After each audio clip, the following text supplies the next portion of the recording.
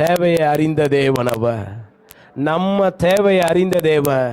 உங்க வாயிலிருந்து வர வேண்டிய வார்த்தை, என் கர்த்தர் பார்த்துக்கொள்வா, என் கர்த்தர் பார்த்துக்கொள்வா.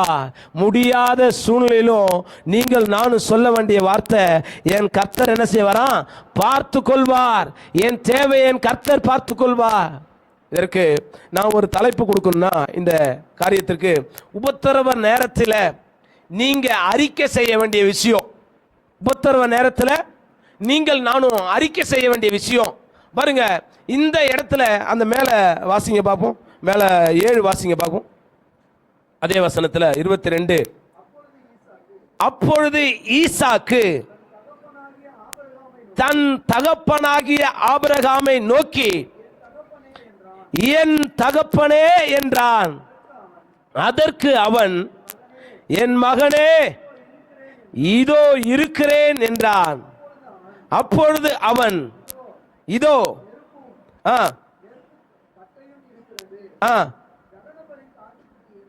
எங்கே? ஒரு முறை விசுவாசத்தில் பேசல, 2 முறை விசுவாசத்தில் பேசுற. காலமே எழுந்து மலை மேலே ஏறி தகன பலி செலுத்த பிள்ளைய கட்ட கிட்ட எல்லாம் ரெடி பண்ணியாச்சு. ஆனால் பிள்ளைகிட்ட கீழையும் சொன்னாரு, ஆட்டுக்குட்டியை கர்த்தர் பார்த்து கொள்வார்னு. 2வது சொல்றாரு, அவங்க வேலைக்காரனை பார்த்து. அந்த வசனத்தை வாசிங்க. நானும் என் பிள்ளை என்ன செய்ய போறோம்? ஆபிரகாமுக்கு மட்டும்தான் தெரியும் என் பிள்ளை தான் ஆட்டுக்குட்டின்னு சொல்லிட்டு.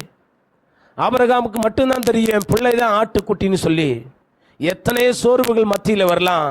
ஆனால் நீங்கள் நானும், என் சபை இதை காட்டிலும் பெரிதாகும், என் ஆத்துமாக்கள் இதை காட்டிலும் பெரிதாக ஆவார்கள். எனக்கு கர்த்தர் என்னுடைய பிசினஸை உயர்த்துவா. என்னை கர்த்தர் வாளாக்காமல் என்னை என்ன செய்வார்? தலையாக்குவா. என் வியாதிகள் மாறும், என் பலவீனங்கள் மாறும், என்னுடைய எல்லா பொருளாதார தேவைகள் கண்டிப்பா சொல்ற சந்திக்கப்படும். இப்படிதான் நீங்க பேசணும்.